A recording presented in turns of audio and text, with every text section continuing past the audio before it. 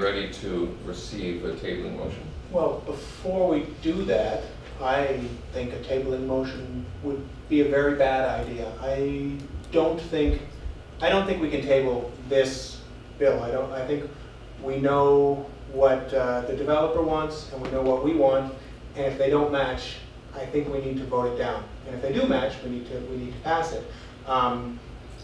All that being said, I think the developer knows that everyone, and we've said it publicly, and I think we've all said it to him, we are in favor of a development very much like this on that spot. So that hopefully that will be enough to avoid closing the doors, which I think you're right to be concerned about. But I would like to be able to make a decision here, and I think we're in a place where we have to make a decision, and maybe I'm wrong there. Maybe that's just my opinion, but I would vote against the motion to table.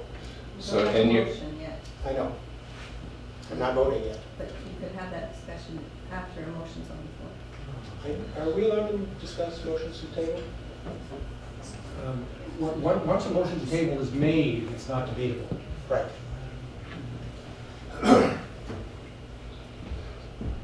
However, am I hearing that you are not in favor of just going back to committee? I think if we can't decide now, I think we have to decide now one way or the other, that we're either for it and it passes, or we're against it and we're starting all over again. And so sending this same thing back to committee, I don't think it's incredibly helpful.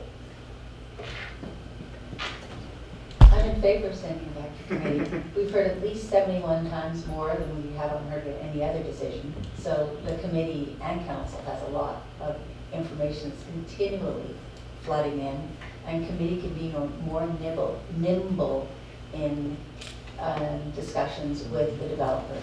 My understanding is this: we would go back to a public information meeting or a public participation meeting. We would go back to the meeting where the committee is discussing the development.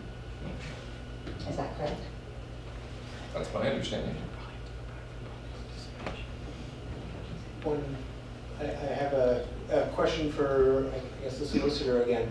One of the concerns is the scale of the building.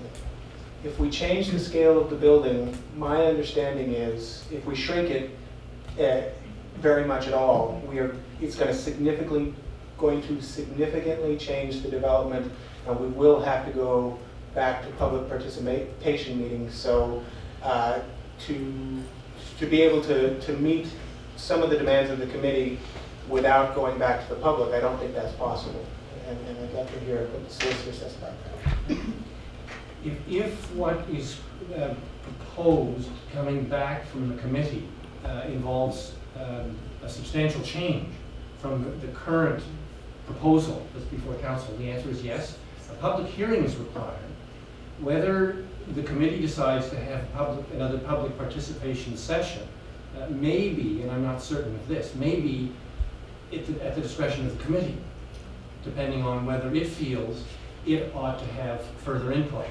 And I think what I'm hearing is that there has been a considerable amount of additional input, and if the committee feels that they've now got enough, they may be able to report back directly to council. But before council can consider it, if what comes back involves a substantial change in any way in what is currently proposed, another public hearing would be required.